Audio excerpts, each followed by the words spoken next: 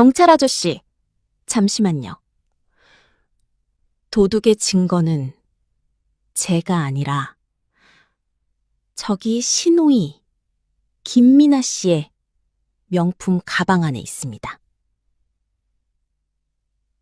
오늘 아침 은행에서 갓 인출한 현금 1,000만 원이 들어있을 겁니다. 시어머니의 환갑잔치에서 남편은 아내인 저를 노후 자금을 훔친 파렴치한 도둑으로 몰아 경찰에 신고했습니다. 모두의 경멸 어린 시선 속에서 차가운 수갑이 제 손목에 채워지려는 순간 저는 나지막이 읊조렸습니다. 그 한마디에 시댁 식구들의 낯빛은 하얗게 질려버렸죠. 저는 그들이 상상조차 못했던 치밀한 반격의 카드를 손에 쥐고 있었습니다. 오만했던 시댁 식구들의 추악한 가면을 벗겨내고 제 인생을 되찾기 위한 통쾌한 복수가 시작되는 순간이었습니다. 탐욕스러운 시댁 식구들에게 어떤 사이다 결말이 기다리고 있을지, 그리고 제 명품 가방 속에 숨겨져 있던 끔찍한 비밀은 무엇이었을지 지금부터 제 이야기를 지켜봐 주세요. 안온한 행복 채널 구독과 좋아요는 더 좋은 이야기를 만드는데 큰 힘이 됩니다. 이제부터 그 지옥 같던 날들의 기록을 제 목소리로 직접 들려드리겠습니다. 요즘 서울의 가을 하늘은 유난히 변덕스러워 이른 아침부터 갑작스러운 소나기를 쏟아내곤 했습니다. 첫 가을바람이 실어온 서늘한 공기가 사무실 창틈으로 스며들었죠. 재무 보고서의 숫자들에서 겨우 눈을 뗀 저는 피로감에 잠시 눈을 감았습니다. 그때 남편 민준 씨에게서 전화가 걸려왔습니다. 수화기 너머로 들려오는 그의 목소리는 어딘지 모르게 다급했습니다. 오늘 퇴근하고 곧장 시댁으로 와서 저녁을 같이 먹자는 거였죠. 어머님께서 중요한 할 얘기가 있으시다면서요. 갑작스러운 부름에 마음이 편치 않았습니다. 결혼 후 강남의 분가에 살면서부터 시댁에서의 갑작스러운 저녁 식사는 즐거운 기억이 거의 없었으니까요. 돈을 빌려달라거나 사업상 무리한 부탁을 하실 때가 대부분이었습니다. 하지만 며느리의 도리를 거절할 수는 없었습니다. 저는 퇴근길에 단골 과일 가게에 들러 시어머니께서 가장 좋아하시는 샤인머스켓 한 상자를 정성껏 포장해 샀습니다. 그리고 시어머니의 작은 빌라로 차를 몰았죠. 집에 들어서자 익숙한 김치찌개 냄새가 코를 찔렀지만 집안의 공기는 숨 막힐 듯 무겁게 가라앉아 있었습니다. 평소처럼 반갑게 맞아주시던 모습과 달리 시어머니께서는 거실 중앙의 소파에 꼿꼿이 앉아 계셨습니다. 그 표정은 얼음장처럼 차가웠죠. 옆에는 신우이 미나가 한가롭게 과자를 먹고 있었습니다. 저를 보는 그녀의 눈빛엔 교활한 계산이 번뜩였습니다. 남편 민준 씨가 일어나 제 의자를 빼주었지만 그 다정한 행동은 어색하기 짝이 없었습니다. 식사는 순식간에 끝났습니다. 정막 속에서 수저 부딪히는 소리만 요란했죠. 의례적인 몇 마디 외에는 누구도 입을 열지 않았습니다. 식사가 끝나고 상이 치워지자마자 시어머니는 민준 씨에게 눈짓했습니다. 그는 안방으로 들어가 잠시 후 A 사용지 한 장을 들고 나와 제 앞 유리 테이블에 세게 내려놓았습니다.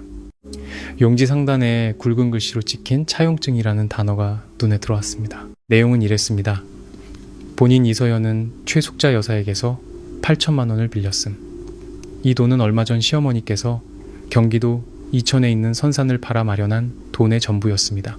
맨 아래 채무자란에는 이미 제 이름이 적혀 있었고 서명만 남아 있었죠. 대출 사유는 제가 친정 부모님의 낡은 집을 수리해드리기 위함이라고 명시되어 있었습니다. 저는 그 종이를 보며 가슴이 꽉 막히는 기분이었습니다. 황당함은 이내 억눌렀던 분노로 바뀌었죠. 저는 고개를 들어 민준 씨의 눈을 똑바로 쳐다본 뒤 시어머니께로 시선을 옮겼습니다. 이게 대체 무슨 의미인지 이해가 안 되네요, 어머님. 어머님께서 땅 파신 이후로 저는 그 통장이나 카드를 본 적도 없는데 돈을 빌렸다는 게 말이 되나요? 저희 친정 부모님, 형편이 넉넉하진 않으셔도 자식에게 손 벌리실 분들 아니세요. 제가 어머님 노후 자금을 멋대로 가져가 친정에 줄 리도 없고요. 이 말도 안 되는 서류에는 절대 서명 못합니다. 제 말이 끝나자마자 시어머니는 손으로 테이블을 세게 내리치며 눈물을 쏟아내기 시작했습니다. 마치 악독한 며느리에게 평생 모은 땀과 눈물을 빼앗긴 비련의 주인공처럼 애절하게 울부짖으셨죠. 제가 어머님이 한눈 파는 사이 돈을 야금야금 빼돌렸고 이제 와서 딱 잡아떼고 있다는 것이었습니다. 민준 씨는 팔짱을 낀 채 저를 향해 깊은 실망감을 드러내는 표정을 지었습니다. 신우이 미나는 입꼬리를 올리며 비웃었고 그 날카로운 눈빛은 저를 꿰뚫을 듯 했습니다. 그들이 완벽하게 짜놓은 각본 속에서 저는 덫에 걸린 사냥감 신세가 되어 있었습니다. 시어머니의 울음소리는 점점 더 커져 작은 집을 가득 메웠습니다. 민준 씨가 제게 다가와 손가락질하며 격앙된 목소리로 말했습니다. 그는 저를 은혜도 모르는 배은망덕한 며느리라며 몰아세웠죠. 엄마가 당신이 회계팀장이라고 믿고 돈 관리를 맡겼는데 어떻게 엄마의 노후 자금을 전부 빼돌릴 수가 있어? 그때 신우이 미나가 끼어들었습니다. 그녀의 앙칼진 목소리는 제 마지막 인내심을 끊어놓는 칼날 같았습니다. 새언니, 이제 그만 우겨요. 언니, 꽤 큰 건설회사 회계팀장이잖아요. 그 회사에서 언니를 신뢰와 정직함 때문에 중용하는 걸로 아는데 만약 박 이사님이 자기 회사 회계팀장이 시어머니 노후 자금이나 빼돌리는 손버릇 나쁜 사람인 걸 알게 되면 그 자리에 계속 앉혀둘까요? 우리 집안이 이 일 크게 만들어서 증거 내밀면 언니가 이 바닥에서 발붙일 수 있을 것 같아요. 똑똑하면 그냥 서명하고 얌전히 빚 인정하고 나서 천천히 일해서 갚아요. 그러면 우리도 눈 감아줄 테니까. 안 그러면 우리 집안이 왜 무서운지 톡톡히 보여줄 줄 알아요. 미나의 협박은 그들의 검은 속내를 명백히 드러냈습니다. 그들은 제가 10년 동안 피땀 흘려 쌓아 올린 명예와 경력을 이용해 저에게 있지도 않은 빚을 뒤집어 씌우려 하고 있었습니다. 가장 가슴 아픈 것은 저와 한평생을 약속했던 남편이 동생의 악독한 말에 동조하며 그 자리에 서 있다는 사실이었습니다. 그 순간 저는 어떤 해명이나 다툼도 무의미하다는 것을 깨달았습니다. 이미 작정하고 덤비는 사람들에게 제 논리는 왜곡될 뿐이었죠. 시골에 계신 아버지가 늘 해주시던 말씀이 떠올랐습니다. 소인배를 상대할 때 네가 당황하는 것이 곧 그들의 승리다. 저는 깊게 숨을 들이마시고 코트 주머니에 손을 넣어 더듬거리며 휴대폰을 찾았습니다. 화면 잠금을 풀고 녹음 앱을 실행해 빨간 녹음 버튼을 눌렀습니다. 휴대폰을 주머니에 그대로 둔 채 시어머니와 시누이가 쏟아내는 모든 협박과 욕설을 녹음하기 시작했습니다. 그들이 실컷 욕설을 퍼붓도록 몇 분간 내버려 두었죠. 협박에 대한 증거가 충분히 녹음되었다고 판단했을 때 저는 천천히 자리에서 일어났습니다. 의자에 놓아둔 핸드백을 들고 살기가 등등한 그들의 얼굴을 차가운 눈빛으로 훑어보았습니다. 저는 또박또박 단호하게 말했습니다. 저는 하지 않은 일은 절대 인정하지 않아요. 떳떳한 사람은 어떤 위협에도 굴하지 않습니다. 일을 크게 만들고 싶으시면 회사에 알리시든 신고하시든 마음대로 하세요. 하지만 저도 미리 말씀드리죠. 다른 사람에게 재산 갈취 혐의를 뒤집어 씌우는 것 역시 명백한 범죄입니다. 잘못한 사람이 법의 심판을 받게 될 거예요. 그럼 이만 가보겠습니다. 그 말을 남기고 저는 뒤도 돌아보지 않고 현관으로 향했습니다. 등 뒤로 시어머니의 악독한 욕설과 남편의 고함이 따라붙었죠. 바깥에 찬바람이 얼굴을 때렸지만 제 마음속에서는 강인함의 불꽃이 활활 타오르고 있었습니다. 저는 이 싸움이 이제 막 시작되었음을 직감했습니다. 시댁에서 제 아파트로 돌아오는 길은 그 어느 때보다 길고 무겁게 느껴졌습니다. 밤의 서울거리는 화려한 불빛으로 빛났고 사람들은 바쁘게 스쳐 지나갔지만 제 머릿속은 수많은 질문으로 가득 차 있었습니다. 8천만 원은 결코 작은 돈이 아닙니다. 그 돈은 지금 어디에 있을까요? 왜 그들은 온 가족이 합심해서 저에게 죄를 뒤집어 씌우려 하는 걸까요? 익숙한 아파트에 도착해 저는 마른 목을 축이기 위해 찬물을 한 컵 단숨에 들이켰습니다. 이 집은 수년간 제가 밤낮 없이 세무보고서 대행 아르바이트까지 해가며 피땀 흘려 마련한 공간이었습니다. 친정 부모님께서 보태주신 목돈도 큰 힘이 되었죠. 민준 씨는 결혼 초에 아주 적은 돈을 보탰을 뿐이지만 저는 남편의 체면을 세워주기 위해 공동 명의로 했습니다. 저는 소파에 앉아 TV 선반 위 천장 구석을 바라보았습니다. 조화 장식 사이에 2달 전 제가 몰래 설치해둔 초소형 보안 카메라가 숨겨져 있었습니다.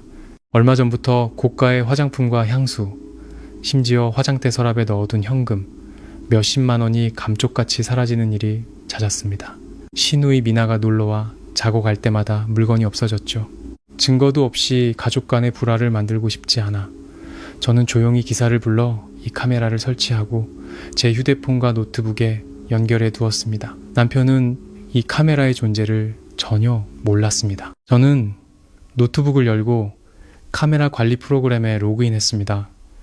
불길한 예감에 최근 며칠간의 녹화 기록을 확인해야 했습니다. 타임라인을 빠르게 돌리며 화면을 주시하던 중 제 눈이 한 장면에 멈췄습니다. 이틀 전 새벽에 녹화된 영상이었습니다. 시계는 새벽 3시 15분을 가리키고 있었죠. 아파트 현관문이 조용히 열렸습니다. 미나가 저희 부부가 깊이 잠든 틈을 타 살금살금 들어왔습니다. 그녀는 예전에 놀러 왔을 때 알아둔 현관문 비밀번호를 누른 것이었죠. 침실에서 새어나오는 희미한 무드 등 불빛만으로도 시누이의 모든 행동을 똑똑히 볼 수 있었습니다. 미나는 거실이나 주방이 아닌 제가 가족들의 등본이나 신분증 같은 서류를 보관하는 방구석 작은 수납장으로 곧장 향했습니다. 지난주 시어머니께서 건강검진 때문에 서울에 올라와 며칠 묵으셨습니다. 그때 어머님은 잃어버릴까봐 걱정된다며 신분증과 새로 만든 체크카드가 든 서류 봉투를 그 수납장에 맡겨두셨죠. 노트북 화면 속에서 미나는 조심스럽게 서랍을 열고 휴대폰 손전등으로 무언가를 샅샅이 뒤졌습니다. 몇 초 후 그녀는 시어머니의 신분증과 체크카드를 꺼내 재킷 주머니에 잽싸게 쑤셔넣고는 서랍을 조용히 닫았습니다. 그리고는 아무 일도 없었다는 듯 조심스럽게 밖으로 나가 문을 닫았습니다. 눈앞에 펼쳐진 명백한 영상을 보며 저는 온몸에 소름이 돋았습니다. 흩어져 있던 모든 조각들이 순식간에 맞춰지며 끔찍한 진실의 그림이 완성되었습니다. 미나가 어머니의 카드를 훔쳤고 그 큰돈을 인출하기 위해서는 누군가의 암묵적인 동의나 도움이 있었거나 혹은 비밀번호를 알고 있었을 겁니다. 그리고 그들은 자신들의 도둑질을 덮기 위해 저에게 빚을 떠넘기는 이 추악한 연극을 꾸민 것이었습니다. 잔인한 진실에 저는 씁쓸한 헛웃음을 터뜨렸습니다. 그날 밤 저는 뜬 눈으로 밤을 새웠습니다. 다음날 아침 저는 박 부장님께 전화해 급한 집안일이 생겼다며 오전에 휴가를 냈습니다. 부장님은 사려 깊은 분이라 흔쾌히 허락해 주셨죠.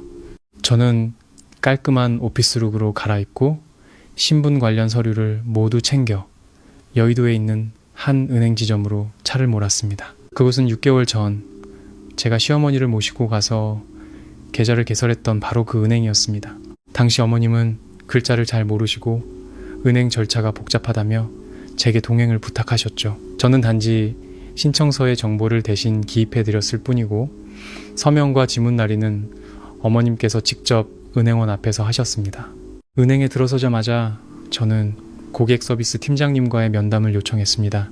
오랜 금융업 종사자로서의 차분하면서도 단호한 태도로 저는 시어머니의 계좌와 관련하여 법적 분쟁이 발생할 가능성이 있음을 설명했습니다.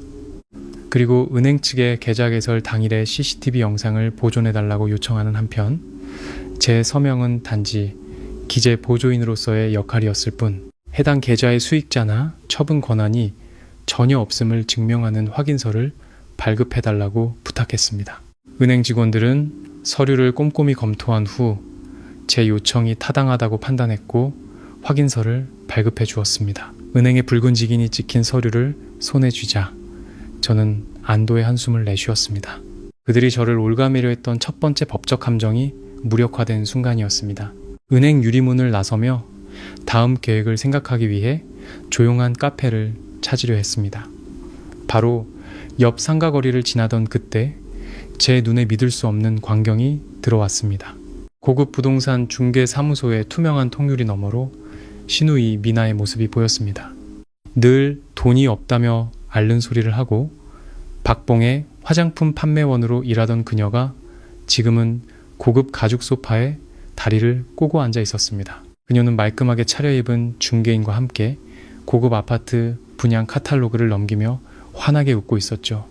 가장 눈에 띄는 것은 미나 옆에 놓인 명품 핸드백이었습니다. 제가 명품에 대해 잘 알지는 못했지만 반짝이는 로고만 봐도 수백만 원을 호가하는 고가의 브랜드임을 알 수 있었습니다. 평소에 변변한 옷 한 벌 사입지 않던 미나가 어디서 돈이 나서 명품 가방을 사고 아파트를 보러 다닐까요? 답은 너무나도 명백했습니다. 시어머니의 노후 자금이 지금 어디에 있는지 제 눈으로 직접 확인한 셈이었죠. 저는 보도블록 위에 가만히 서서 유리창 너머로 미나를 뚫어지게 쳐다보았습니다. 누군가 자신을 보고 있다는 것을 느꼈는지 미나가 고개를 돌렸고 우리의 시선이 허공에서 마주쳤습니다. 그녀가 당황하거나 시선을 피할 것이라는 제 예상과 달리 미나는 지극히 태연했습니다. 그녀는 중개인에게 무언가 작게 속삭이더니 보란듯이 새 명품 가방을 들고 밖으로 나왔습니다. 미나는 제게 다가와 입가에 싸늘한 미소를 띄었습니다. 그녀는 턱을 치켜들고 믿을 수 없을 만큼 뻔뻔하고 도전적인 말투로 말했습니다. 어머, 새언니, 우연이네요. 언니도 집 보러 오셨어요? 미나는 말하면서 일부러 손으로 비싼 가방의 부드러운 가죽을 쓰다듬었습니다. 제가 보라는 듯이 말이죠. 저는 차가운 표정을 유지한 채 아무 대답도 하지 않았습니다. 그녀가 또 무슨 연극을 할지 조용히 지켜볼 뿐이었습니다. 제가 반응이 없자 미나는 제 팔을 끌고 근처 카페 옆 한적한 골목으로 갔습니다. 그제야 그녀는 가식적인 미소를 거두고 제게 바짝 다가와 속삭이듯 하지만 날카롭게 말했습니다.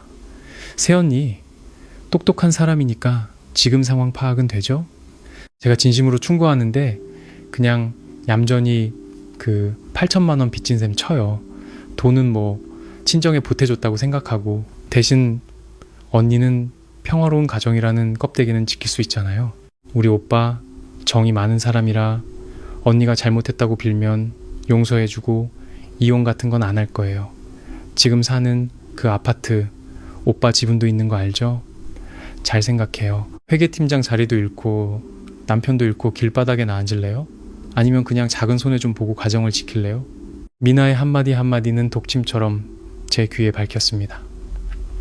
이제 그들의 진짜 속셈은 단순히 도둑질과 낭비를 덮어줄 희생양을 찾는 것에서 그치지 않았습니다. 그들의 탐욕은 저를 빚더미에 앉히고 심리적으로 압박해 제가 피땀 흘려 마련한 아파트까지 빼앗으려는 속셈이었습니다.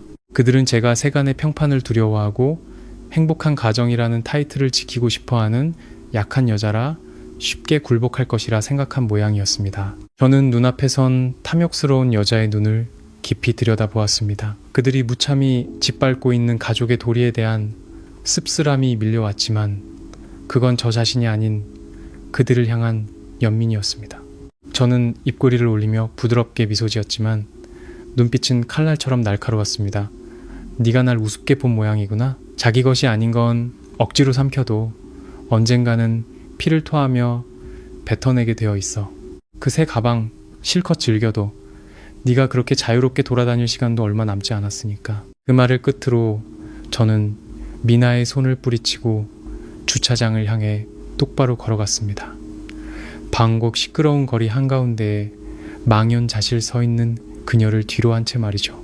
제 머릿속에서는 명확하고 날카로운 반격의 계획이 서서히 모습을 갖추고 있었습니다.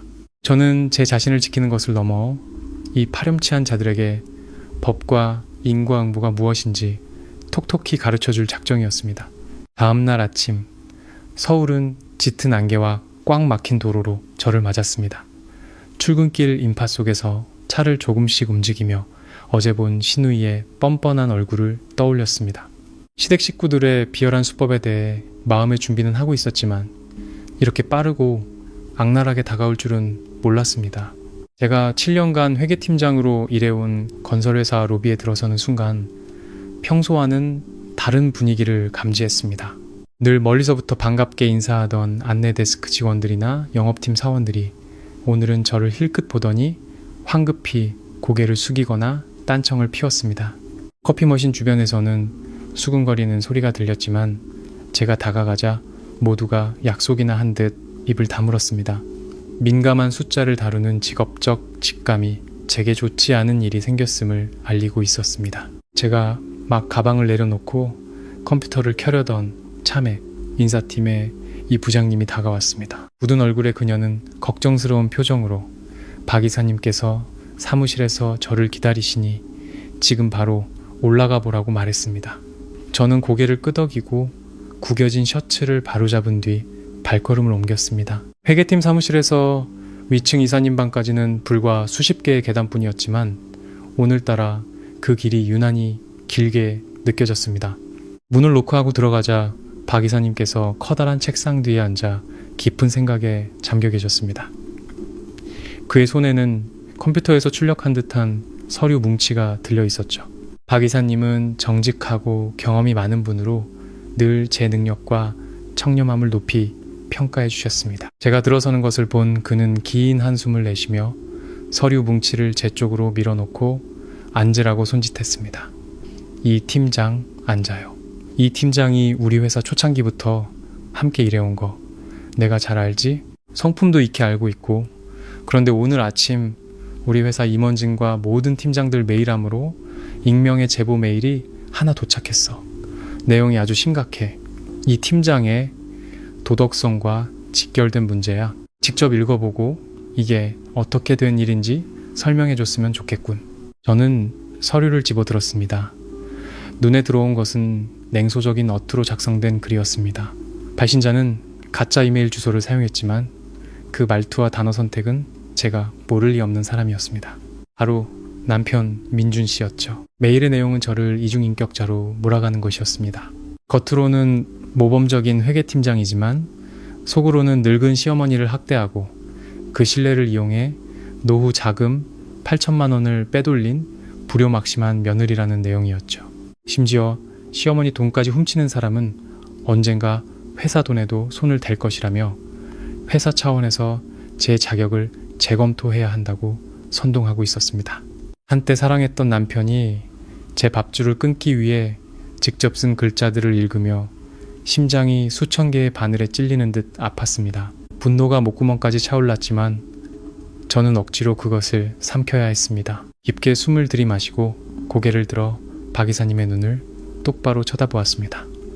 이사님, 이 메일의 내용은 전부 날조된 허위 사실입니다. 이건 저희 시댁 내부의 문제입니다. 그들은 자신들의 잘못을 덮기 위해 저에게 있지도 않은 빚을 뒤집어 씌우려 하고 있습니다. 회계팀장 하나가 자리가 얼마나 투명해야 하는지 잘 알기에 제 결백을 증명할 모든 자료를 미리 준비해 왔습니다. 저는 서류 가방에서 어제 은행에서 발급받은 확인서를 꺼내 이사님 앞에 놓았습니다. 제가 시어머니의 카드 개설을 도왔을 뿐 돈에 대한 어떠한 권한도 없다는 사실을 명확히 설명했죠. 이어서 지난 6개월간의 제 개인 계좌 거래 내역 사본을 제출하며 8천만 원이라는 비정상적인 금액이 제 계좌로 입금된 사실이 전혀 없음을 증명했습니다. 박 이사님은 은행 확인서를 들어 유심히 살펴보았습니다. 그의 굳었던 표정이 서서히 풀렸죠. 그는 고개를 끄덕이며 서류를 내려놓았습니다. 그는 제가 제시한 법적 증거를 신뢰하지만 이 불미스러운 소문이 이미 회사 전체에 퍼져 다른 직원들의 사기에 좋지 않은 영향을 미치고 있다고 말했습니다. 회사의 자금을 관리하는 책임자가 사기 혐의에 연루되었다는 소문은 그 자체로 매우 치명적이었기 때문입니다. 이사님, 심정 충분히 이해합니다. 저는 차분하게 대답하며 이 문제를 제 손으로 직접 법적으로 명확하게 해결하겠다고 다짐했습니다. 개인적인 일로 회사의 명예에 누를 끼치지 않겠다고 약속드렸죠. 이사님과의 면담은 그의 이해심 어린 끄덕임으로 끝났습니다.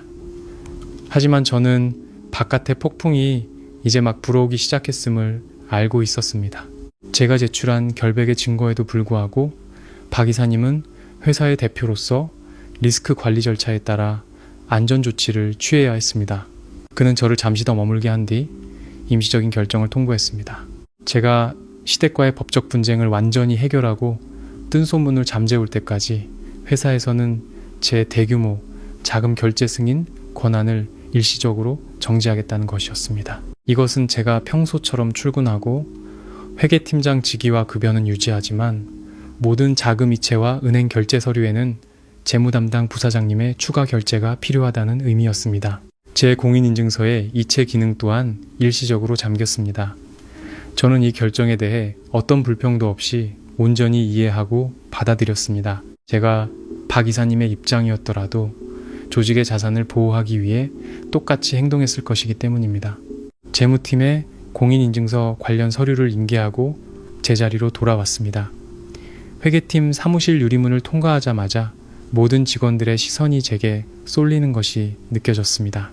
평소 키보드 소리와 프린터 소리로 가득했던 사무실이 섬뜩할 정도로 조용해졌습니다. 삼삼오오 모여 속삭이던 젊은 직원들은 저를 보자마자 흩어져 서류 더미에 얼굴을 파묻는 척 했습니다. 저는 그들이 무슨 생각을 하는지 알 수 있었습니다. 익명의 이메일은 이미 모든 부서에 퍼져나갔을 겁니다. 동정하는 사람은 적고 호기심에 비난하는 사람은 많겠죠. 심지어 평소 제 자리를 질투하던 사람들은 제가 몰락하기를 기다리며 희희낙낙하고 있을지도 모릅니다. 대중의 심판은 보이지 않지만 가장 치명적인 무기입니다. 만약 제가 이 순간 약한 모습을 보이거나 울면서 해명하려 든다면 그들은 그 이메일의 내용이 사실이라고 더욱 확신할 것입니다.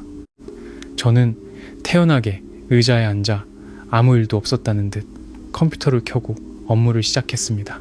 약 1시간 후 모든 팀원들이 자리에 앉았을 때 저는 자리에서 일어났습니다. 그리고 볼펜으로 유리 테이블을 가볍게 두드려 모두의 주의를 끌었죠.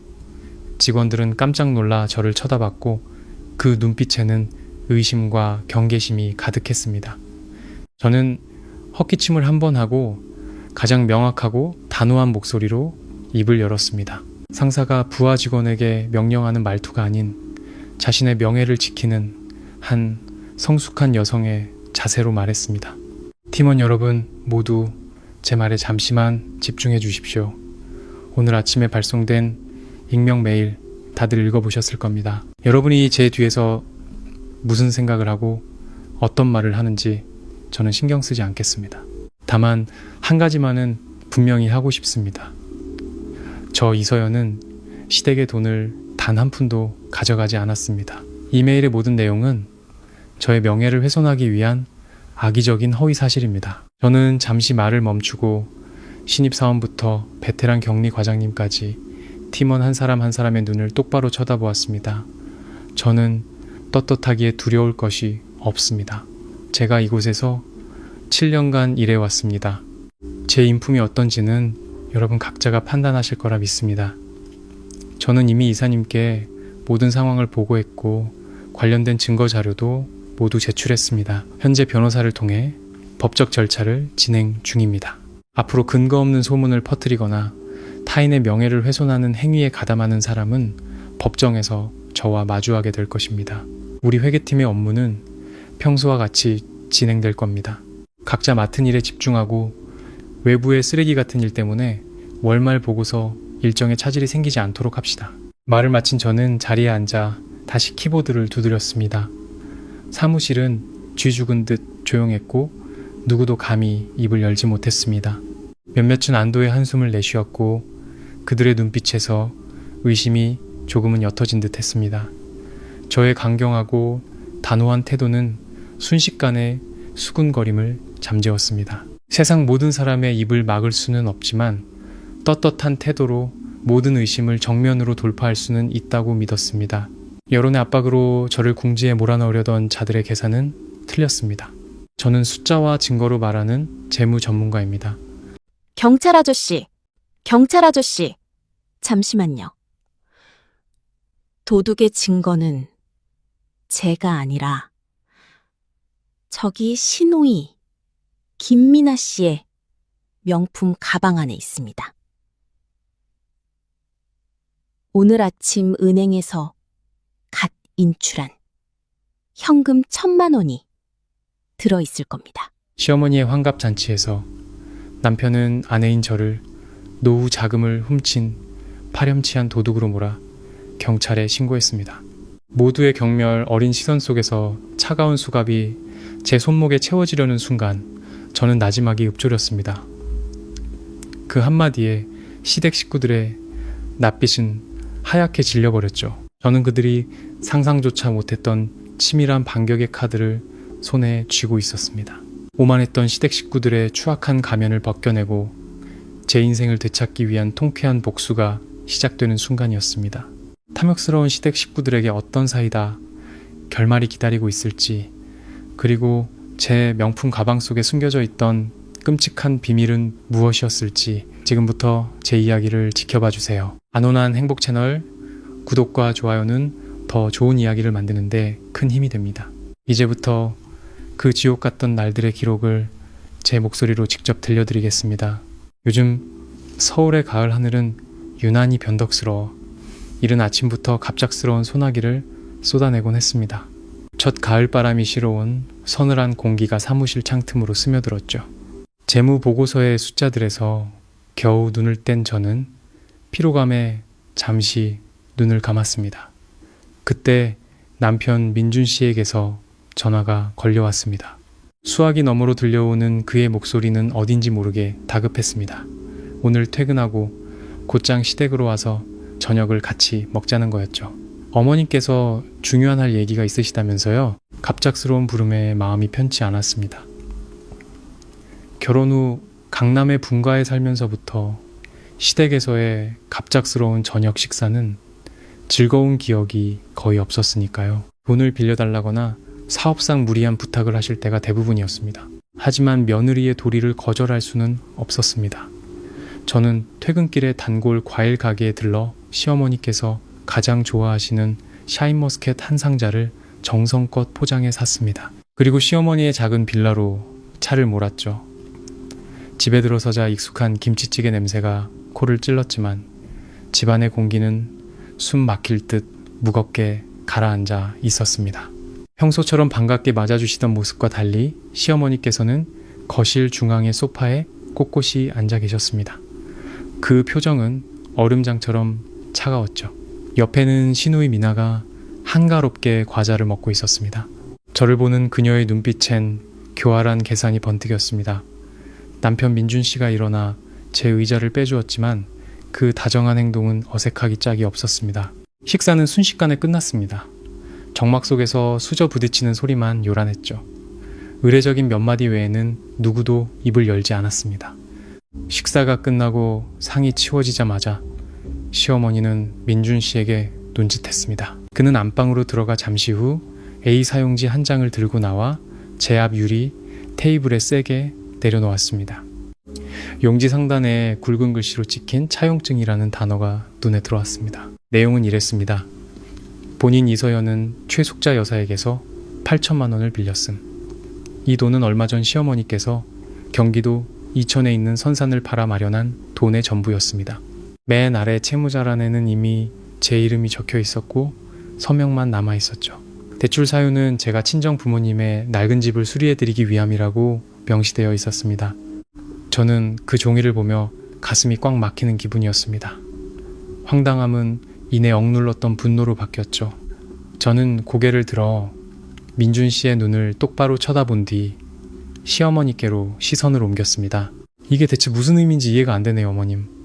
어머님께서 땅 파신 이후로 저는 그 통장이나 카드를 본 적도 없는데 돈을 빌렸다는 게 말이 되나요? 저희 친정 부모님, 형편이 넉넉하진 않으셔도 자식에게 손 벌리실 분들 아니세요.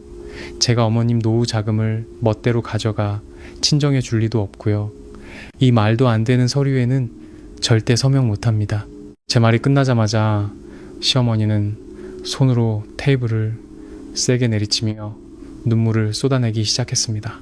마치 악독한 며느리에게 평생 모은 땀과 눈물을 빼앗긴 비련의 주인공처럼 애절하게 울부짖으셨죠.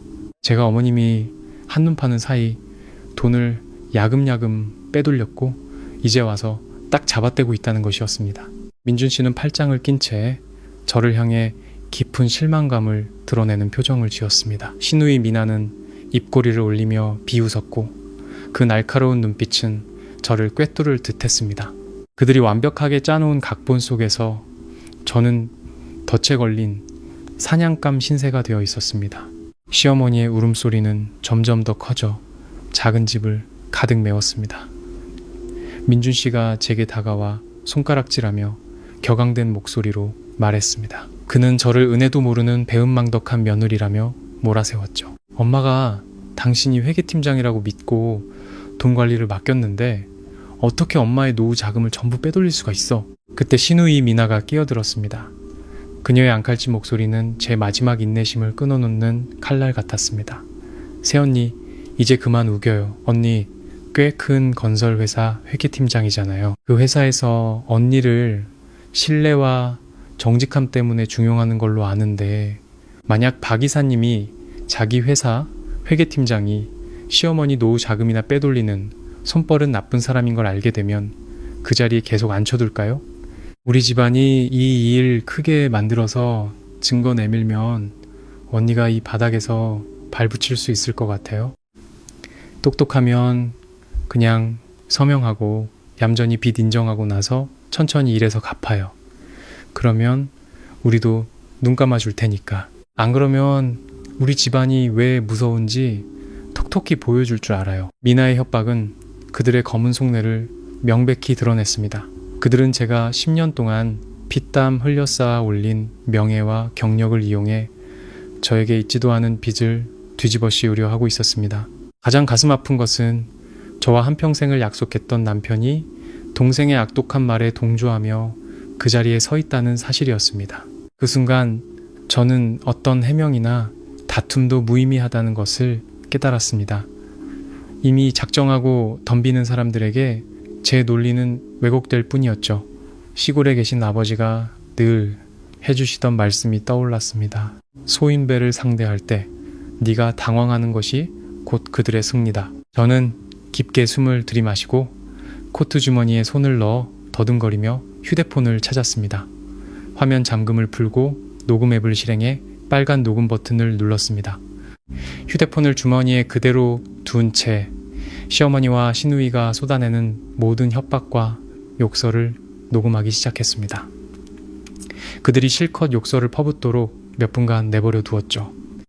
협박에 대한 증거가 충분히 녹음되었다고 판단했을 때 저는 천천히 자리에서 일어났습니다. 의자에 놓아둔 핸드백을 들고 살기가 등등한 그들의 얼굴을 차가운 눈빛으로 훑어보았습니다. 저는 또박또박 단호하게 말했습니다. 저는 하지 않은 일은 절대 인정하지 않아요. 떳떳한 사람은 어떤 위협에도 굴하지 않습니다. 일을 크게 만들고 싶으시면 회사에 알리시든 신고하시든 마음대로 하세요. 하지만 저도 미리 말씀드리죠. 다른 사람에게 재산 갈취 혐의를 뒤집어 씌우는 것 역시 명백한 범죄입니다. 잘못한 사람이 법의 심판을 받게 될 거예요. 그럼 이만 가보겠습니다. 그 말을 남기고 저는 뒤도 돌아보지 않고 현관으로 향했습니다. 등 뒤로 시어머니의 악독한 욕설과 남편의 고함이 따라붙었죠. 바깥에 찬바람이 얼굴을 때렸지만 제 마음속에서는 강인함의 불꽃이 활활 타오르고 있었습니다. 저는 이 싸움이 이제 막 시작되었음을 직감했습니다. 시댁에서 제 아파트로 돌아오는 길은 그 어느 때보다 길고 무겁게 느껴졌습니다. 밤의 서울거리는 화려한 불빛으로 빛났고 사람들은 바쁘게 스쳐 지나갔지만 제 머릿속은 수많은 질문으로 가득 차 있었습니다. 8천만 원은 결코 작은 돈이 아닙니다. 그 돈은 지금 어디에 있을까요? 왜 그들은 온 가족이 합심해서 저에게 죄를 뒤집어 씌우려 하는 걸까요? 익숙한 아파트에 도착해 저는 마른 목을 축이기 위해 찬물을 한 컵 단숨에 들이켰습니다. 이 집은 수년간 제가 밤낮 없이 세무보고서 대행 아르바이트까지 해가며 피땀 흘려 마련한 공간이었습니다. 친정부모님께서 보태주신 목돈도 큰 힘이 되었죠. 민준 씨는 결혼 초에 아주 적은 돈을 보탰을 뿐이지만 저는 남편의 체면을 세워주기 위해 공동 명의로 했습니다. 저는 소파에 앉아 TV 선반 위 천장 구석을 바라보았습니다. 조화 장식 사이에 2달 전 제가 몰래 설치해둔 초소형 보안 카메라가 숨겨져 있었습니다. 얼마 전부터 고가의 화장품과 향수, 심지어 화장대 서랍에 넣어둔 현금 몇십만 원이 감쪽같이 사라지는 일이 잦았습니다. 시누이 미나가 놀러와 자고 갈 때마다 물건이 없어졌죠. 증거도 없이 가족 간의 불화를 만들고 싶지 않아 저는 조용히 기사를 불러 이 카메라를 설치하고 제 휴대폰과 노트북에 연결해 두었습니다. 남편은 이 카메라의 존재를 전혀 몰랐습니다. 저는 노트북을 열고 카메라 관리 프로그램에 로그인했습니다. 불길한 예감에 최근 며칠간의 녹화 기록을 확인해야 했습니다. 타임라인을 빠르게 돌리며 화면을 주시하던 중 제 눈이 한 장면에 멈췄습니다. 이틀 전 새벽에 녹화된 영상이었습니다. 시계는 새벽 3시 15분을 가리키고 있었죠. 아파트 현관문이 조용히 열렸습니다. 미나가 저희 부부가 깊이 잠든 틈을 타 살금살금 들어왔습니다. 그녀는 예전에 놀러 왔을 때 알아둔 현관문 비밀번호를 누른 것이었죠. 침실에서 새어나오는 희미한 무드 등 불빛만으로도 시누이의 모든 행동을 똑똑히 볼 수 있었습니다. 미나는 거실이나 주방이 아닌 제가 가족들의 등본이나 신분증 같은 서류를 보관하는 방구석 작은 수납장으로 곧장 향했습니다. 지난주 시어머니께서 건강검진 때문에 서울에 올라와 며칠 묵으셨습니다. 그때 어머님은 잃어버릴까봐 걱정된다며 신분증과 새로 만든 체크카드가 든 서류 봉투를 그 수납장에 맡겨두셨죠. 노트북 화면 속에서 미나는 조심스럽게 서랍을 열고 휴대폰 손전등으로 무언가를 샅샅이 뒤졌습니다. 몇 초 후 그녀는 시어머니의 신분증과 체크카드를 꺼내 재킷 주머니에 잽싸게 쑤셔 넣고는 서랍을 조용히 닫았습니다. 그리고는 아무 일도 없었다는 듯 조심스럽게 밖으로 나가 문을 닫았습니다. 눈앞에 펼쳐진 명백한 영상을 보며 저는 온몸에 소름이 돋았습니다. 흩어져 있던 모든 조각들이 순식간에 맞춰지며 끔찍한 진실의 그림이 완성되었습니다. 미나가 어머니의 카드를 훔쳤고 그 큰돈을 인출하기 위해서는 누군가의 암묵적인 동의나 도움이 있었거나 혹은 비밀번호를 알고 있었을 겁니다.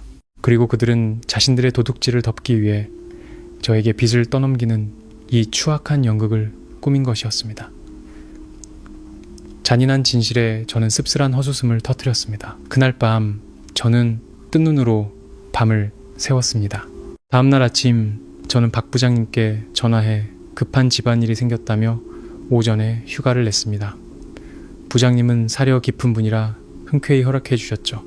저는 깔끔한 오피스룩으로 갈아입고 신분 관련 서류를 모두 챙겨 여의도에 있는 한 은행 지점으로 차를 몰았습니다. 그곳은 6개월 전 제가 시어머니를 모시고 가서 계좌를 개설했던 바로 그 은행이었습니다. 당시 어머님은 글자를 잘 모르시고 은행 절차가 복잡하다며 제게 동행을 부탁하셨죠. 저는 단지 신청서의 정보를 대신 기입해드렸을 뿐이고 서명과 지문 날이는 어머님께서 직접 은행원 앞에서 하셨습니다. 은행에 들어서자마자 저는 경찰 아저씨, 잠시만요. 도둑의 증거는 제가 아니라 저기 시누이 김미나 씨의 명품 가방 안에 있습니다. 오늘 아침 은행에서 갓 인출한 현금 1,000만 원이 들어있을 겁니다. 시어머니의 환갑잔치에서 남편은 아내인 저를 노후 자금을 훔친 파렴치한 도둑으로 몰아 경찰에 신고했습니다. 모두의 경멸 어린 시선 속에서 차가운 수갑이 제 손목에 채워지려는 순간 저는 나지막이 읊조렸습니다. 그 한마디에 시댁 식구들의 낯빛은 하얗게 질려버렸죠. 저는 그들이 상상조차 못했던 치밀한 반격의 카드를 손에 쥐고 있었습니다. 오만했던 시댁 식구들의 추악한 가면을 벗겨내고 제 인생을 되찾기 위한 통쾌한 복수가 시작되는 순간이었습니다. 탐욕스러운 시댁 식구들에게 어떤 사이다 결말이 기다리고 있을지, 그리고 제 명품 가방 속에 숨겨져 있던 끔찍한 비밀은 무엇이었을지 지금부터 제 이야기를 지켜봐 주세요. 안온한 행복 채널 구독과 좋아요는 더 좋은 이야기를 만드는데 큰 힘이 됩니다. 이제부터 그 지옥 같던 날들의 기록을 제 목소리로 직접 들려드리겠습니다. 요즘 서울의 가을 하늘은 유난히 변덕스러워 이른 아침부터 갑작스러운 소나기를 쏟아내곤 했습니다. 첫 가을바람이 실어온 서늘한 공기가 사무실 창틈으로 스며들었죠. 재무 보고서의 숫자들에서 겨우 눈을 뗀 저는 피로감에 잠시 눈을 감았습니다. 그때 남편 민준 씨에게서 전화가 걸려왔습니다. 수화기 너머로 들려오는 그의 목소리는 어딘지 모르게 다급했습니다. 오늘 퇴근하고 곧장 시댁으로 와서 저녁을 같이 먹자는 거였죠. 어머님께서 중요한 할 얘기가 있으시다면서요. 갑작스러운 부름에 마음이 편치 않았습니다. 결혼 후 강남의 분가에 살면서부터 시댁에서의 갑작스러운 저녁 식사는 즐거운 기억이 거의 없었으니까요. 돈을 빌려달라거나 사업상 무리한 부탁을 하실 때가 대부분이었습니다. 하지만 며느리의 도리를 거절할 수는 없었습니다. 저는 퇴근길에 단골 과일 가게에 들러 시어머니께서 가장 좋아하시는 샤인머스켓 한 상자를 정성껏 포장해 샀습니다. 그리고 시어머니의 작은 빌라로 차를 몰았죠. 집에 들어서자 익숙한 김치찌개 냄새가 코를 찔렀지만 집안의 공기는 숨 막힐 듯 무겁게 가라앉아 있었습니다. 평소처럼 반갑게 맞아주시던 모습과 달리 시어머니께서는 거실 중앙의 소파에 꼿꼿이 앉아 계셨습니다. 그 표정은 얼음장처럼 차가웠죠. 옆에는 시누이 미나가 한가롭게 과자를 먹고 있었습니다. 저를 보는 그녀의 눈빛엔 교활한 계산이 번뜩였습니다. 남편 민준 씨가 일어나 제 의자를 빼주었지만 그 다정한 행동은 어색하기 짝이 없었습니다. 식사는 순식간에 끝났습니다. 정막 속에서 수저 부딪히는 소리만 요란했죠. 의례적인 몇 마디 외에는 누구도 입을 열지 않았습니다. 식사가 끝나고 상이 치워지자마자 시어머니는 민준 씨에게 눈짓했습니다. 그는 안방으로 들어가 잠시 후 A 사용지 한 장을 들고 나와 제 앞 유리 테이블에 세게 내려놓았습니다. 용지 상단에 굵은 글씨로 찍힌 차용증이라는 단어가 눈에 들어왔습니다. 내용은 이랬습니다. 본인 이서연은 최숙자 여사에게서 8천만 원을 빌렸음. 이 돈은 얼마 전 시어머니께서 경기도 이천에 있는 선산을 팔아 마련한 돈의 전부였습니다. 맨 아래 채무자란에는 이미 제 이름이 적혀 있었고 서명만 남아 있었죠. 대출 사유는 제가 친정 부모님의 낡은 집을 수리해드리기 위함이라고 명시되어 있었습니다. 저는 그 종이를 보며 가슴이 꽉 막히는 기분이었습니다. 황당함은 이내 억눌렀던 분노로 바뀌었죠. 저는 고개를 들어 민준 씨의 눈을 똑바로 쳐다본 뒤 시어머니께로 시선을 옮겼습니다. 이게 대체 무슨 의미인지 이해가 안 되네요, 어머님. 어머님께서 땅 파신 이후로 저는 그 통장이나 카드를 본 적도 없는데 돈을 빌렸다는 게 말이 되나요? 저희 친정 부모님 형편이 넉넉하진 않으셔도 자식에게 손 벌리실 분들 아니세요. 제가 어머님 노후 자금을 멋대로 가져가 친정에 줄 리도 없고요. 이 말도 안 되는 서류에는 절대 서명 못합니다. 제 말이 끝나자마자 시어머니는 손으로 테이블을 세게 내리치며 눈물을 쏟아내기 시작했습니다. 마치 악독한 며느리에게 평생 모은 땀과 눈물을 빼앗긴 비련의 주인공처럼 애절하게 울부짖으셨죠. 제가 어머님이 한눈 파는 사이 돈을 야금야금 빼돌렸고 이제 와서 딱 잡아떼고 있다는 것이었습니다. 민준 씨는 팔짱을 낀 채 저를 향해 깊은 실망감을 드러내는 표정을 지었습니다. 시누이 미나는 입꼬리를 올리며 비웃었고 그 날카로운 눈빛은 저를 꿰뚫을 듯 했습니다. 그들이 완벽하게 짜놓은 각본 속에서 저는 덫에 걸린 사냥감 신세가 되어 있었습니다. 시어머니의 울음소리는 점점 더 커져 작은 집을 가득 메웠습니다. 민준 씨가 제게 다가와 손가락질하며 격앙된 목소리로 말했습니다. 그는 저를 은혜도 모르는 배은망덕한 며느리라며 몰아세웠죠. 엄마가 당신이 회계팀장이라고 믿고 돈 관리를 맡겼는데 어떻게 엄마의 노후 자금을 전부 빼돌릴 수가 있어? 그때 신우이 미나가 끼어들었습니다. 그녀의 앙칼진 목소리는 제 마지막 인내심을 끊어놓는 칼날 같았습니다. 새언니, 이제 그만 우겨요. 언니, 꽤 큰 건설회사 회계팀장이잖아요. 그 회사에서 언니를 신뢰와 정직함 때문에 중용하는 걸로 아는데 만약 박 이사님이 자기 회사 회계팀장이 시어머니 노후 자금이나 빼돌리는 손버릇 나쁜 사람인 걸 알게 되면 그 자리에 계속 앉혀둘까요? 우리 집안이 이 일 크게 만들어서 증거 내밀면 언니가 이 바닥에서 발붙일 수 있을 것 같아요. 똑똑하면 그냥 서명하고 얌전히 빚 인정하고 나서 천천히 일해서 갚아요. 그러면 우리도 눈 감아줄 테니까. 안 그러면 우리 집안이 왜 무서운지 톡톡히 보여줄 줄 알아요. 미나의 협박은 그들의 검은 속내를 명백히 드러냈습니다. 그들은 제가 10년 동안 피땀 흘려 쌓아 올린 명예와 경력을 이용해 저에게 있지도 않은 빚을 뒤집어 씌우려 하고 있었습니다. 가장 가슴 아픈 것은 저와 한평생을 약속했던 남편이 동생의 악독한 말에 동조하며 그 자리에 서 있다는 사실이었습니다. 그 순간 저는 어떤 해명이나 다툼도 무의미하다는 것을 깨달았습니다. 이미 작정하고 덤비는 사람들에게 제 논리는 왜곡될 뿐이었죠. 시골에 계신 아버지가 늘 해주시던 말씀이 떠올랐습니다. 소인배를 상대할 때 네가 당황하는 것이 곧 그들의 승리다. 저는 깊게 숨을 들이마시고 코트 주머니에 손을 넣어 더듬거리며 휴대폰을 찾았습니다. 화면 잠금을 풀고 녹음 앱을 실행해 빨간 녹음 버튼을 눌렀습니다. 휴대폰을 주머니에 그대로 둔 채 시어머니와 시누이가 쏟아내는 모든 협박과 욕설을 녹음하기 시작했습니다. 그들이 실컷 욕설을 퍼붓도록 몇 분간 내버려 두었죠. 협박에 대한 증거가 충분히 녹음되었다고 판단했을 때 저는 천천히 자리에서 일어났습니다. 의자에 놓아둔 핸드백을 들고 살기가 등등한 그들의 얼굴을 차가운 눈빛으로 훑어보았습니다. 저는 또박또박 단호하게 말했습니다. 저는 하지 않은 일은 절대 인정하지 않아요. 떳떳한 사람은 어떤 위협에도 굴하지 않습니다. 일을 크게 만들고 싶으시면 회사에 알리시든 신고하시든 마음대로 하세요. 하지만 저도 미리 말씀드리죠. 다른 사람에게 재산 갈취 혐의를 뒤집어 씌우는 것 역시 명백한 범죄입니다. 잘못한 사람이 법의 심판을 받게 될 거예요. 그럼 이만 가보겠습니다. 그 말을 남기고 저는 뒤도 돌아보지 않고 현관으로 향했습니다. 등 뒤로 시어머니의 악독한 욕설과 남편의 고함이 따라붙었죠.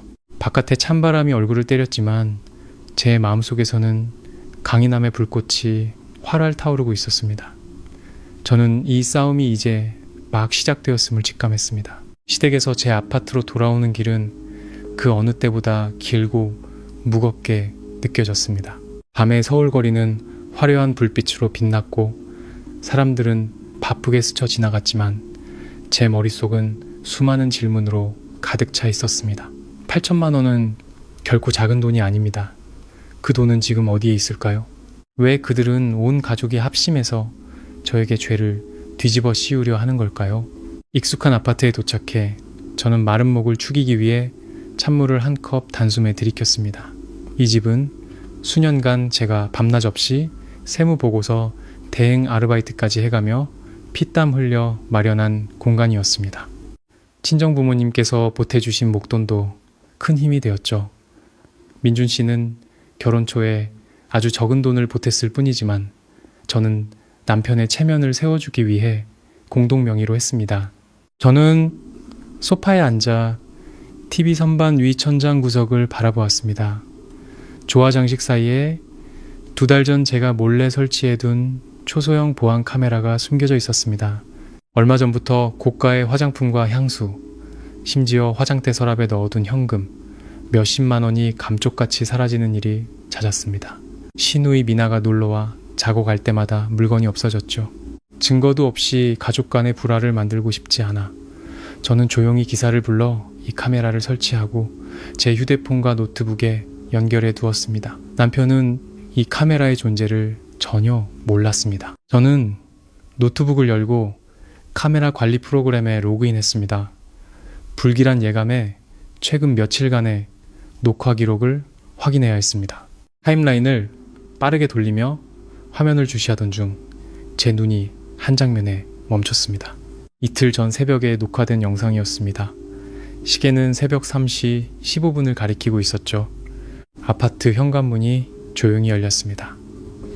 미나가 저희 부부가 깊이 잠든 틈을 타 살금살금 들어왔습니다. 그녀는 예전에 놀러 왔을 때 알아둔 현관문 비밀번호를 누른 것이었죠.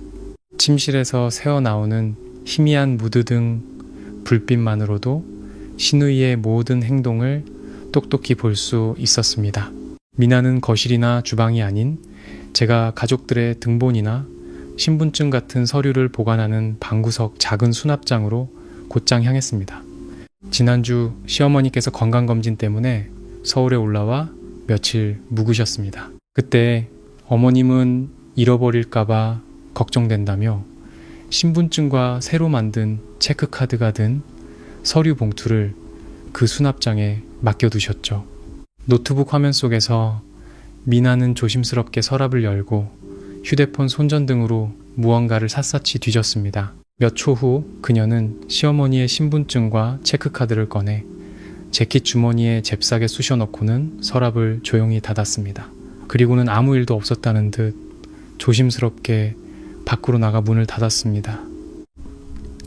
눈앞에 펼쳐진 명백한 영상을 보며 저는 온몸에 소름이 돋았습니다. 흩어져 있던 모든 조각들이 순식간에 맞춰지며 끔찍한 진실의 그림이 완성되었습니다. 미나가 어머니의 카드를 훔쳤고 그 큰돈을 인출하기 위해서는 누군가의 암묵적인 동의나 도움이 있었거나 혹은 비밀번호를 알고 있었을 겁니다. 그리고 그들은 자신들의 도둑질을 덮기 위해 저에게 빚을 떠넘기는 이 추악한 연극을 꾸민 것이었습니다. 잔인한 진실에 저는 씁쓸한 헛웃음을 터뜨렸습니다. 그날 밤 저는 뜬 눈으로 밤을 새웠습니다. 다음날 아침 저는 박 부장님께 전화해 급한 집안일이 생겼다며 오전에 휴가를 냈습니다. 부장님은 사려 깊은 분이라 흔쾌히 허락해 주셨죠.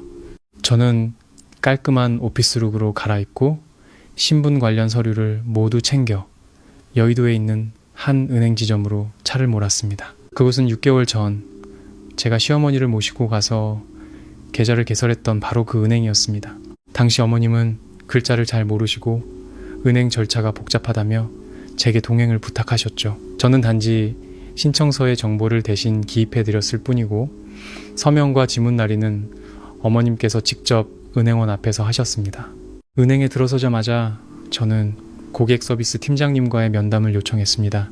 오랜 금융업 종사자로서의 차분하면서도 단호한 태도로 저는 시어머니의 계좌와 관련하여 법적 분쟁이 발생할 가능성이 있음을 설명했습니다. 그리고 은행 측에 계좌 개설 당일의 CCTV 영상을 보존해달라고 요청하는 한편 제 서명은 단지 기재 보조인으로서의 역할이었을 뿐 해당 계좌의 수익자나 처분 권한이 전혀 없음을 증명하는 확인서를 발급해달라고 부탁했습니다. 은행 직원들은 서류를 꼼꼼히 검토한 후 제 요청이 타당하다고 판단했고 확인서를 발급해 주었습니다. 은행의 붉은 직인이 찍힌 서류를 손에 쥐자 저는 안도의 한숨을 내쉬었습니다. 그들이 저를 올가매려 했던 첫 번째 법적 함정이 무력화된 순간이었습니다. 은행 유리문을 나서며 다음 계획을 생각하기 위해 조용한 카페를 찾으려 했습니다. 바로 옆 상가거리를 지나던 그때 제 눈에 믿을 수 없는 광경이 들어왔습니다. 고급 부동산 중개 사무소의 투명한 통유리 너머로 신우이 미나의 모습이 보였습니다. 늘 돈이 없다며 앓는 소리를 하고 박봉의 화장품 판매원으로 일하던 그녀가 지금은 고급 가죽 소파에 다리를 꼬고 앉아 있었습니다. 그녀는 말끔하게 차려입은 중개인과 함께 고급 아파트 분양 카탈로그를 넘기며 환하게 웃고 있었죠. 가장 눈에 띄는 것은 미나 옆에 놓인 명품 핸드백이었습니다. 제가 명품에 대해 잘 알지는 못했지만 반짝이는 로고만 봐도 수백만 원을 호가하는 고가의 브랜드임을 알 수 있었습니다. 평소에 변변한 옷 한 벌 사입지 않던 미나가 어디서 돈이 나서 명품 가방을 사고 아파트를 보러 다닐까요? 답은 너무나도 명백했습니다. 시어머니의 노후 자금이 지금 어디에 있는지 제 눈으로 직접 확인한 셈이었죠. 저는 보도블록 위에 가만히 서서 유리창 너머로 미나를 뚫어지게 쳐다보았습니다. 누군가 자신을 보고 있다는 것을 느꼈는지 미나가 고개를 돌렸고 우리의 시선이 허공에서 마주쳤습니다. 그녀가 당황하거나 시선을 피할 것이라는 제 예상과 달리 미나는 지극히 태연했습니다. 그녀는 중개인에게 무언가 작게 속삭이더니 보란듯이 새 명품 가방을 들고 밖으로 나왔습니다. 미나는 제게 다가와 입가에 싸늘한 미소를 띄었습니다. 그녀는 턱을 치켜들고 믿을 수 없을 만큼 뻔뻔하고 도전적인 말투로 말했습니다. 어머, 새언니, 우연이네요. 언니도 집 보러 오셨어요? 미나는 말하면서 일부러 손으로 비싼 가방의 부드러운 가죽을 쓰다듬었습니다. 제가 보라는 듯이 말이죠. 저는 차가운 표정을 유지한 채 아무 대답도 하지 않았습니다. 그녀가 또 무슨 연극을 할지 조용히 지켜볼 뿐이었습니다.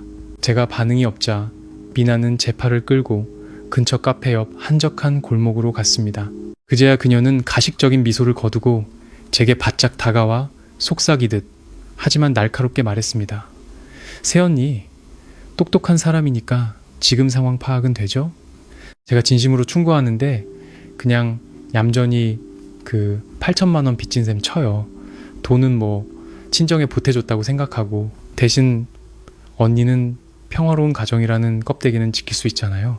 우리 오빠 정이 많은 사람이라 언니가 잘못했다고 빌면 용서해주고 이혼 같은 건 안 할 거예요. 지금 사는 그 아파트 오빠 지분도 있는 거 알죠? 잘 생각해요. 회계팀장 자리도 잃고 남편도 잃고 길바닥에 앉을래요? 아니면 그냥 작은 손해 좀 보고 가정을 지킬래요? 미나의 한마디 한마디는 독침처럼 제 귀에 밝혔습니다. 이제 그들의 진짜 속셈은 단순히 도둑질과 낭비를 덮어줄 희생양을 찾는 것에서 그치지 않았습니다. 그들의 탐욕은 저를 빚더미에 앉히고 심리적으로 압박해 제가 피땀 흘려 마련한 아파트까지 빼앗으려는 속셈이었습니다. 그들은 제가 세간의 평판을 두려워하고 행복한 가정이라는 타이틀을 지키고 싶어하는 약한 여자라 쉽게 굴복할 것이라 생각한 모양이었습니다. 저는 눈앞에 선 탐욕스러운 여자의 눈을 깊이 들여다보았습니다. 그들이 무참히 짓밟고 있는 가족의 도리에 대한 씁쓸함이 밀려왔지만 그건 저 자신이 아닌 그들을 향한 연민이었습니다. 저는 입꼬리를 올리며 부드럽게 미소 지었지만 눈빛은 칼날처럼 날카로웠습니다. 네가 날 우습게 본 모양이구나. 자기 것이 아닌 건 억지로 삼켜도 언젠가는 피를 토하며 뱉어내게 되어 있어. 그 새 가방 실컷 즐겨도 네가 그렇게 자유롭게 돌아다닐 시간도 얼마 남지 않았으니까. 그 말을 끝으로 저는 미나의 손을 뿌리치고 주차장을 향해 똑바로 걸어갔습니다. 방곡 시끄러운 거리 한가운데에 망연자실 서 있는 그녀를 뒤로 한 채 말이죠. 제 머릿속에서는 명확하고 날카로운 반격의 계획이 서서히 모습을 갖추고 있었습니다. 저는 제 자신을 지키는 것을 넘어 이 파렴치한 자들에게 법과 인과응보가 무엇인지 톡톡히 가르쳐줄 작정이었습니다. 다음 날 아침, 서울은 짙은 안개와 꽉 막힌 도로로 저를 맞았습니다. 출근길 인파 속에서 차를 조금씩 움직이며 어제 본 신우이의 뻔뻔한 얼굴을 떠올렸습니다. 시댁 식구들의 비열한 수법에 대해 마음의 준비는 하고 있었지만 이렇게 빠르고 악랄하게 다가올 줄은 몰랐습니다. 제가 7년간 회계팀장으로 일해온 건설회사 로비에 들어서는 순간 평소와는 다른 분위기를 감지했습니다. 늘 멀리서부터 반갑게 인사하던 안내 데스크 직원들이나 영업팀 사원들이 오늘은 저를 힐끗 보더니 황급히 고개를 숙이거나 딴청을 피웠습니다. 커피 머신 주변에서는 수근거리는 소리가 들렸지만 제가 다가가자 모두가 약속이나 한 듯 입을 다물었습니다. 민감한 숫자를 다루는 직업적 직감이 제게 좋지 않은 일이 생겼음을 알리고 있었습니다. 제가 막 가방을 내려놓고 컴퓨터를 켜려던 참에 인사팀의 이 부장님이 다가왔습니다. 굳은 얼굴의 그녀는 걱정스러운 표정으로 박 이사님께서 사무실에서 저를 기다리시니 지금 바로 올라가 보라고 말했습니다. 저는 고개를 끄덕이고 구겨진 셔츠를 바로잡은 뒤 발걸음을 옮겼습니다. 회계팀 사무실에서 위층 이사님 방까지는 불과 수십 개의 계단뿐이었지만 오늘따라 그 길이 유난히 길게 느껴졌습니다. 문을 노크하고 들어가자 박 이사님께서 커다란 책상 뒤에 앉아 깊은 생각에 잠겨 계셨습니다. 그의 손에는 컴퓨터에서 출력한 듯한 서류 뭉치가 들려 있었죠. 박 이사님은 정직하고 경험이 많은 분으로 늘 제 능력과 청렴함을 높이 평가해 주셨습니다. 제가 들어서는 것을 본 그는 긴 한숨을 내쉬며 서류 뭉치를 제 쪽으로 밀어놓고 앉으라고 손짓했습니다. 이 팀장 앉아요. 이 팀장이 우리 회사 초창기부터 함께 일해온 거 내가 잘 알지? 성품도 익히 알고 있고 그런데 오늘 아침 우리 회사 임원진과 모든 팀장들 메일함으로 익명의 제보 메일이 하나 도착했어. 내용이 아주 심각해. 이 팀장의 도덕성과 직결된 문제야. 직접 읽어보고 이게 어떻게 된 일인지 설명해 줬으면 좋겠군. 저는 서류를 집어들었습니다. 눈에 들어온 것은 냉소적인 어투로 작성된 글이었습니다. 발신자는 가짜 이메일 주소를 사용했지만 그 말투와 단어 선택은 제가 모를 리 없는 사람이었습니다. 바로 남편 민준 씨였죠. 메일의 내용은 저를 이중인격자로 몰아가는 것이었습니다. 겉으로는 모범적인 회계팀장이지만 속으로는 늙은 시어머니를 학대하고 그 신뢰를 이용해 노후 자금 8천만 원을 빼돌린 불효막심한 며느리라는 내용이었죠. 심지어 시어머니 돈까지 훔치는 사람은 언젠가 회사 돈에도 손을 댈 것이라며 회사 차원에서 제 자격을 재검토해야 한다고 선동하고 있었습니다. 한때 사랑했던 남편이 제 밥줄을 끊기 위해 직접 쓴 글자들을 읽으며 심장이 수천 개의 바늘에 찔리는 듯 아팠습니다. 분노가 목구멍까지 차올랐지만 저는 억지로 그것을 삼켜야 했습니다. 깊게 숨을 들이마시고 고개를 들어 박 이사님의 눈을 똑바로 쳐다보았습니다. 이사님, 이 메일의 내용은 전부 날조된 허위 사실입니다. 이건 저희 시댁 내부의 문제입니다. 그들은 자신들의 잘못을 덮기 위해 저에게 있지도 않은 빚을 뒤집어 씌우려 하고 있습니다. 회계팀장 하나가 자리가 얼마나 투명해야 하는지 잘 알기에 제 결백을 증명할 모든 자료를 미리 준비해 왔습니다. 저는 서류 가방에서 어제 은행에서 발급받은 확인서를 꺼내 이사님 앞에 놓았습니다. 제가 시어머니의 카드 개설을 도왔을 뿐 돈에 대한 어떠한 권한도 없다는 사실을 명확히 설명했죠. 이어서 지난 6개월간의 제 개인 계좌 거래 내역 사본을 제출하며 8천만 원이라는 비정상적인 금액이 제 계좌로 입금된 사실이 전혀 없음을 증명했습니다. 박 이사님은 은행 확인서를 들어 유심히 살펴보았습니다. 그의 굳었던 표정이 서서히 풀렸죠. 그는 고개를 끄덕이며 서류를 내려놓았습니다. 그는 제가 제시한 법적 증거를 신뢰하지만 이 불미스러운 소문이 이미 회사 전체에 퍼져 다른 직원들의 사기에 좋지 않은 영향을 미치고 있다고 말했습니다. 회사의 자금을 관리하는 책임자가 사기 혐의에 연루되었다는 소문은 그 자체로 매우 치명적이었기 때문입니다. 이사님, 심정 충분히 이해합니다.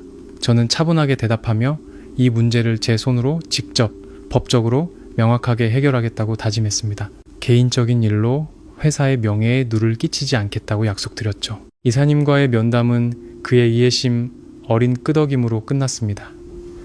하지만 저는 바깥의 폭풍이 이제 막 불어오기 시작했음을 알고 있었습니다.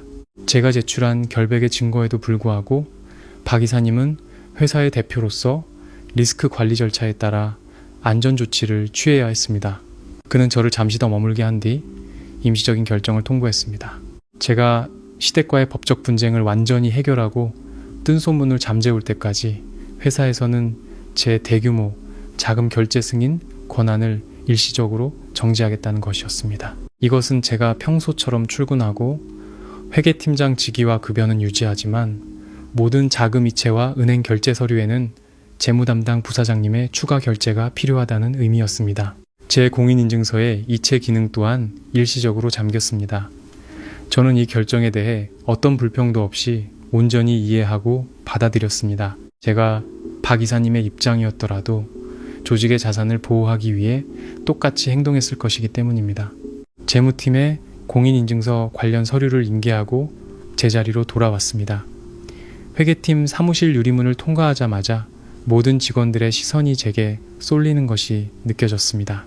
평소 키보드 소리와 프린터 소리로 가득했던 사무실이 섬뜩할 정도로 조용해졌습니다. 335 모여 속삭이던 젊은 직원들은 저를 보자마자 흩어져 서류 더미에 얼굴을 파묻는 척 했습니다. 저는 그들이 무슨 생각을 하는지 알 수 있었습니다. 익명의 이메일은 이미 모든 부서에 퍼져나갔을 겁니다. 동정하는 사람은 적고 호기심에 비난하는 사람은 많겠죠.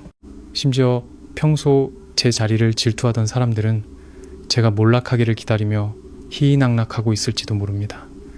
대중의 심판은 보이지 않지만 가장 치명적인 무기입니다. 만약 제가 이 순간 약한 모습을 보이거나 울면서 해명하려 든다면 그들은 그 이메일의 내용이 사실이라고 더욱 확신할 것입니다. 저는 태연하게 의자에 앉아 아무 일도 없었다는 듯 컴퓨터를 켜고 업무를 시작했습니다. 약 1시간 후 모든 팀원들이 자리에 앉았을 때 저는 자리에서 일어났습니다. 그리고 볼펜으로 유리 테이블을 가볍게 두드려 모두의 주의를 끌었죠. 직원들은 깜짝 놀라 저를 쳐다봤고 그 눈빛에는 의심과 경계심이 가득했습니다. 저는 헛기침을 한 번 하고 가장 명확하고 단호한 목소리로 입을 열었습니다. 상사가 부하 직원에게 명령하는 말투가 아닌 자신의 명예를 지키는 한 성숙한 여성의 자세로 말했습니다. 팀원 여러분 모두 제 말에 잠시만 집중해 주십시오. 오늘 아침에 발송된 익명 메일 다들 읽어보셨을 겁니다. 여러분이 제 뒤에서 무슨 생각을 하고 어떤 말을 하는지 저는 신경 쓰지 않겠습니다. 다만 한 가지만은 분명히 하고 싶습니다. 저 이서연은 시댁의 돈을 단 한 푼도 가져가지 않았습니다. 이메일의 모든 내용은 저의 명예를 훼손하기 위한 악의적인 허위 사실입니다. 저는 잠시 말을 멈추고 신입사원부터 베테랑 격리 과장님까지 팀원 한 사람 한 사람의 눈을 똑바로 쳐다보았습니다. 저는 떳떳하기에 두려울 것이 없습니다. 제가 이곳에서 7년간 일해왔습니다. 제 인품이 어떤지는 여러분 각자가 판단하실 거라 믿습니다. 저는 이미 이사님께 모든 상황을 보고했고 관련된 증거 자료도 모두 제출했습니다. 현재 변호사를 통해 법적 절차를 진행 중입니다. 앞으로 근거 없는 소문을 퍼뜨리거나 타인의 명예를 훼손하는 행위에 가담하는 사람은 법정에서 저와 마주하게 될 것입니다. 우리 회계팀의 업무는 평소와 같이 진행될 겁니다. 경찰 아저씨, 잠시만요. 도둑의 증거는 제가 아니라 저기 신호이 김미나 씨의 명품 가방 안에 있습니다. 오늘 아침 은행에서 갓 인출한 현금 1,000만 원이 들어있을 겁니다. 시어머니의 환갑잔치에서 남편은 아내인 저를 노후 자금을 훔친 파렴치한 도둑으로 몰아 경찰에 신고했습니다. 모두의 경멸 어린 시선 속에서 차가운 수갑이 제 손목에 채워지려는 순간 저는 나지막이 읊조렸습니다. 그 한마디에 시댁 식구들의 낯빛은 하얗게 질려버렸죠. 저는 그들이 상상조차 못했던 치밀한 반격의 카드를 손에 쥐고 있었습니다. 오만했던 시댁 식구들의 추악한 가면을 벗겨내고 제 인생을 되찾기 위한 통쾌한 복수가 시작되는 순간이었습니다. 탐욕스러운 시댁 식구들에게 어떤 사이다 결말이 기다리고 있을지, 그리고 제 명품 가방 속에 숨겨져 있던 끔찍한 비밀은 무엇이었을지 지금부터 제 이야기를 지켜봐 주세요. 안온한 행복 채널 구독과 좋아요는 더 좋은 이야기를 만드는데 큰 힘이 됩니다. 이제부터 그 지옥 같던 날들의 기록을 제 목소리로 직접 들려드리겠습니다. 요즘 서울의 가을 하늘은 유난히 변덕스러워 이른 아침부터 갑작스러운 소나기를 쏟아내곤 했습니다. 첫 가을바람이 실어온 서늘한 공기가 사무실 창틈으로 스며들었죠. 재무 보고서의 숫자들에서 겨우 눈을 뗀 저는 피로감에 잠시 눈을 감았습니다. 그때 남편 민준 씨에게서 전화가 걸려왔습니다. 수화기 너머로 들려오는 그의 목소리는 어딘지 모르게 다급했습니다. 오늘 퇴근하고 곧장 시댁으로 와서 저녁을 같이 먹자는 거였죠. 어머님께서 중요한 할 얘기가 있으시다면서요. 갑작스러운 부름에 마음이 편치 않았습니다.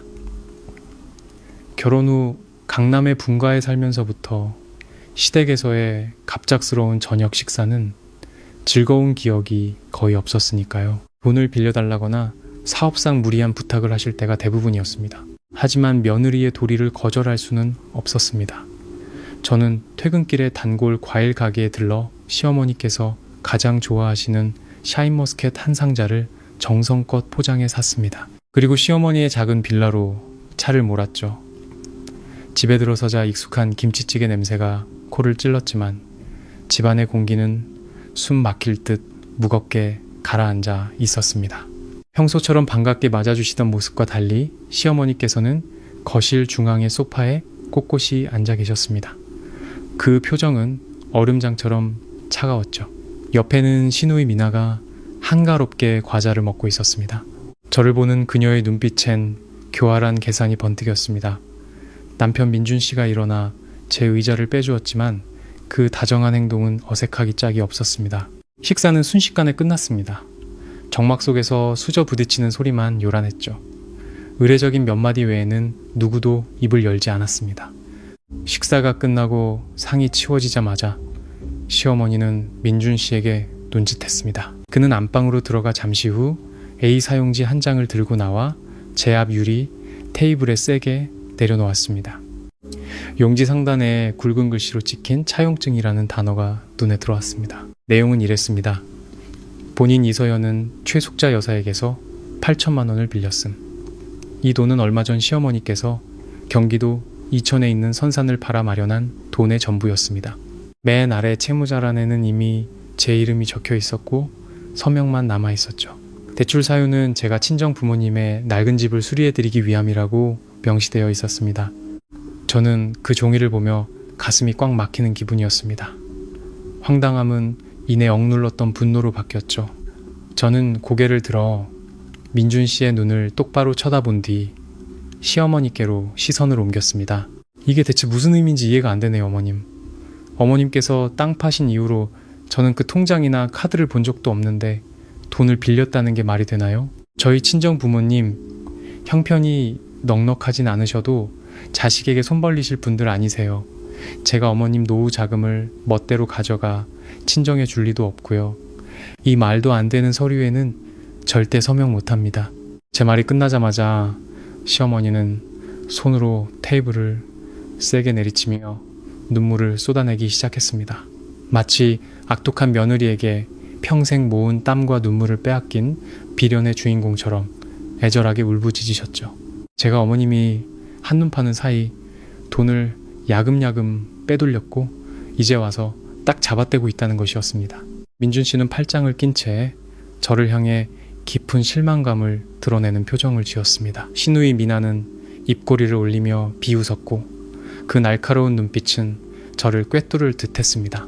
그들이 완벽하게 짜놓은 각본 속에서 저는 덫에 걸린 사냥감 신세가 되어 있었습니다. 시어머니의 울음소리는 점점 더 커져 작은 집을 가득 메웠습니다.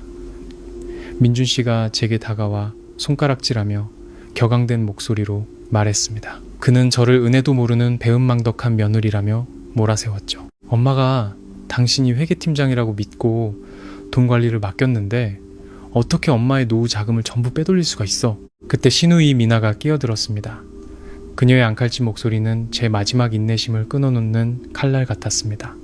새언니, 이제 그만 우겨요. 언니, 꽤 큰 건설회사 회계팀장이잖아요. 그 회사에서 언니를 신뢰와 정직함 때문에 중용하는 걸로 아는데 만약 박 이사님이 자기 회사 회계팀장이 시어머니 노후 자금이나 빼돌리는 손버릇 나쁜 사람인 걸 알게 되면 그 자리에 계속 앉혀둘까요? 우리 집안이 이 일 크게 만들어서 증거 내밀면 언니가 이 바닥에서 발붙일 수 있을 것 같아요. 똑똑하면 그냥 서명하고 얌전히 빚 인정하고 나서 천천히 일해서 갚아요. 그러면 우리도 눈 감아줄 테니까. 안 그러면 우리 집안이 왜 무서운지 톡톡히 보여줄 줄 알아요. 미나의 협박은 그들의 검은 속내를 명백히 드러냈습니다. 그들은 제가 10년 동안 피땀 흘려 쌓아 올린 명예와 경력을 이용해 저에게 있지도 않은 빚을 뒤집어 씌우려 하고 있었습니다. 가장 가슴 아픈 것은 저와 한평생을 약속했던 남편이 동생의 악독한 말에 동조하며 그 자리에 서 있다는 사실이었습니다. 그 순간 저는 어떤 해명이나 다툼도 무의미하다는 것을 깨달았습니다. 이미 작정하고 덤비는 사람들에게 제 논리는 왜곡될 뿐이었죠. 시골에 계신 아버지가 늘 해주시던 말씀이 떠올랐습니다. 소인배를 상대할 때 네가 당황하는 것이 곧 그들의 승리다. 저는 깊게 숨을 들이마시고 코트 주머니에 손을 넣어 더듬거리며 휴대폰을 찾았습니다. 화면 잠금을 풀고 녹음 앱을 실행해 빨간 녹음 버튼을 눌렀습니다. 휴대폰을 주머니에 그대로 둔 채 시어머니와 시누이가 쏟아내는 모든 협박과 욕설을 녹음하기 시작했습니다. 그들이 실컷 욕설을 퍼붓도록 몇 분간 내버려 두었죠. 협박에 대한 증거가 충분히 녹음되었다고 판단했을 때 저는 천천히 자리에서 일어났습니다. 의자에 놓아둔 핸드백을 들고 살기가 등등한 그들의 얼굴을 차가운 눈빛으로 훑어보았습니다. 저는 또박또박 단호하게 말했습니다. 저는 하지 않은 일은 절대 인정하지 않아요. 떳떳한 사람은 어떤 위협에도 굴하지 않습니다. 일을 크게 만들고 싶으시면 회사에 알리시든 신고하시든 마음대로 하세요. 하지만 저도 미리 말씀드리죠. 다른 사람에게 재산 갈취 혐의를 뒤집어 씌우는 것 역시 명백한 범죄입니다. 잘못한 사람이 법의 심판을 받게 될 거예요. 그럼 이만 가보겠습니다. 그 말을 남기고 저는 뒤도 돌아보지 않고 현관으로 향했습니다. 등 뒤로 시어머니의 악독한 욕설과 남편의 고함이 따라붙었죠. 바깥에 찬바람이 얼굴을 때렸지만 제 마음속에서는 강인함의 불꽃이 활활 타오르고 있었습니다. 저는 이 싸움이 이제 막 시작되었음을 직감했습니다. 시댁에서 제 아파트로 돌아오는 길은 그 어느 때보다 길고 무겁게 느껴졌습니다. 밤의 서울 거리는 화려한 불빛으로 빛났고 사람들은 바쁘게 스쳐 지나갔지만 제 머릿속은 수많은 질문으로 가득 차 있었습니다. 8천만 원은 결코 작은 돈이 아닙니다. 그 돈은 지금 어디에 있을까요? 왜 그들은 온 가족이 합심해서 저에게 죄를 뒤집어 씌우려 하는 걸까요? 익숙한 아파트에 도착해 저는 마른 목을 축이기 위해 찬물을 한 컵 단숨에 들이켰습니다. 이 집은 수년간 제가 밤낮 없이 세무보고서 대행 아르바이트까지 해가며 피땀 흘려 마련한 공간이었습니다. 친정부모님께서 보태주신 목돈도 큰 힘이 되었죠. 민준 씨는 결혼 초에 아주 적은 돈을 보탰을 뿐이지만 저는 남편의 체면을 세워주기 위해 공동 명의로 했습니다. 저는 소파에 앉아 TV 선반 위 천장 구석을 바라보았습니다. 조화 장식 사이에 2달 전 제가 몰래 설치해둔 초소형 보안 카메라가 숨겨져 있었습니다. 얼마 전부터 고가의 화장품과 향수, 심지어 화장대 서랍에 넣어둔 현금 몇십만 원이 감쪽같이 사라지는 일이 잦았습니다. 시누이 미나가 놀러와 자고 갈 때마다 물건이 없어졌죠.